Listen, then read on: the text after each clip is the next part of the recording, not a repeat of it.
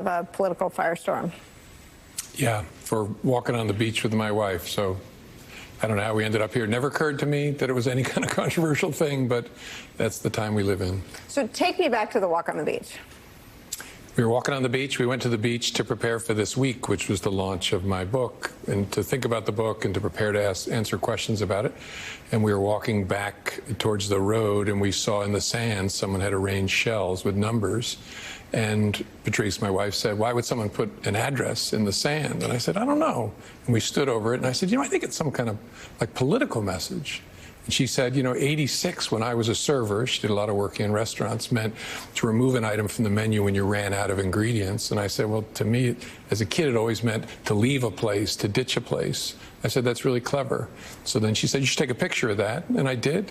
And I posted it on my Instagram account and thought nothing more of it until I heard through her that people were saying it was some sort of a call for assassination, which is crazy. But I took it down. Even if I think it's crazy, I don't want to be associated with violence of any kind. And then what happened? I got a call from the Secret Service that night asking if I would speak to them about it. Of course. I admire the Secret Service. They're pros. I spoke to them on the phone. Then they asked the next day when I got home, would I be willing to come in and meet them in person at the Washington field office, which, again, I did, and they were pros again. Between posting the picture and getting a call from the Secret Service, did you have any sort of gut check of like, well, they've audited me in an extraordinary way. I was under investigation for years after he fired me. Did you have any regret about posting the picture? Well, I regret the distraction and the controversy around it. But again, it's hard to have regret about something that, even in hindsight, looks to me to be totally innocent for the reasons you said. But yeah, I didn't have a gut check. In the Trump era, I've been investigated a lot, audited a lot. And so it's not my first rodeo. I'm in some strange way the relationship he can't get over. Maybe because I've lived a happy, productive life since leaving. But this has just been a distraction in that life. Tell us about, take us through all of the ways he sought to investigate you. He's been tweeting about investigating you and prosecuting you, I think, since 2017, shortly after he fired you. I think that's right. And I intentionally don't keep track of these things, but he has, and I hope no one will, but he has dozens of times called for me to be incarcerated and accused me of all manner of things. And I was investigated repeatedly in a variety of different ways in his first term. I went through the mother of all IRS audits, which cost me thousands of dollars, but I got a $347 refund at the end. Turns out I had overpaid my taxes. But just again and again and again, I really thought that I was done. I was in another life. I was a grandfather and an author wearing, sweaters and jeans. And then I went for a walk on the beach and posted a silly picture of shells that I thought was a clever way to express a political viewpoint. And actually, I still think it is. I don't see it the way some people are still saying it is. But again, I don't want any part of any violence. I've never been associated with violence, and so that's why I took it down. So your position, even after all of this, the Secret Service calling you and bringing you in for questioning, is that the phrase, the message on the shells, was political speech and is political speech. Yeah, by somebody. I actually didn't think of it as political speech by me, but I thought, what a clever way to express a political view.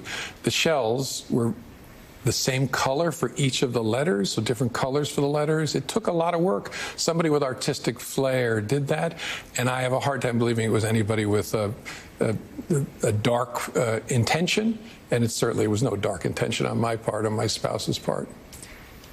I have to ask you this. I mean, this cabinet is made up of totally different people.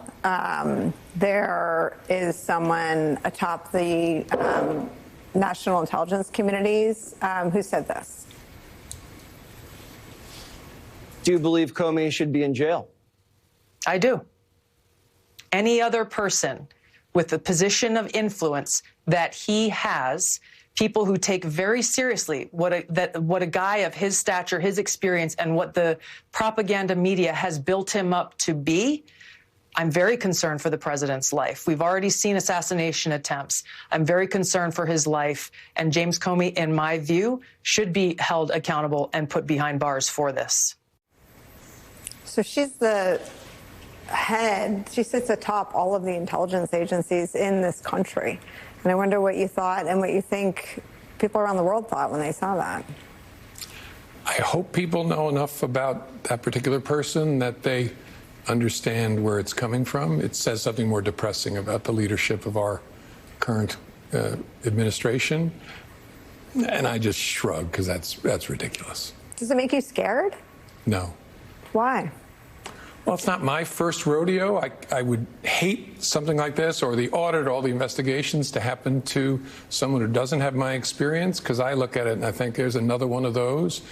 But when it's one of the real problems we have in this country right now is the use of the president's power aiming at individuals who don't have my background or experience, like a Chris Krebs or any others that have been targeted, law firms being targeted. This is a real problem that people should not look past. My thing, to me, and I hope to everybody else, is just a distraction that goes away in a weekend, but there's something much more important going on here.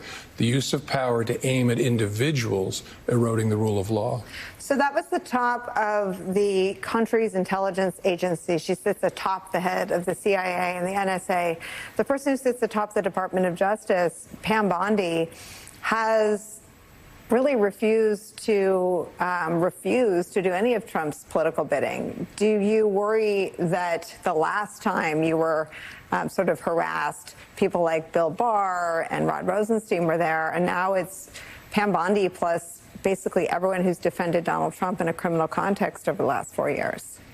Yes, a very different crew. The last group had people who were flexible but had some institutionalist principles. They all ran for the hills, as you would expect after January 6th, and now it's Four Seasons total landscaping all the way down. So you don't have people who are interested in standing up for institutional values. They work for the president. And that's concerning. It's actually short-sighted for a president to have people around him like that, because he can't look to an institution if the American people start worrying about a set of facts and say they'll handle it in a fair way, because he's made clear now they're all his people. Do you worry that his people will not treat you fairly now that you're under scrutiny? Sure, but we live in a reality-based world where people, if they're going to make accusations, have to make them in front of judges, have to put evidence forward, have to swear that things are true.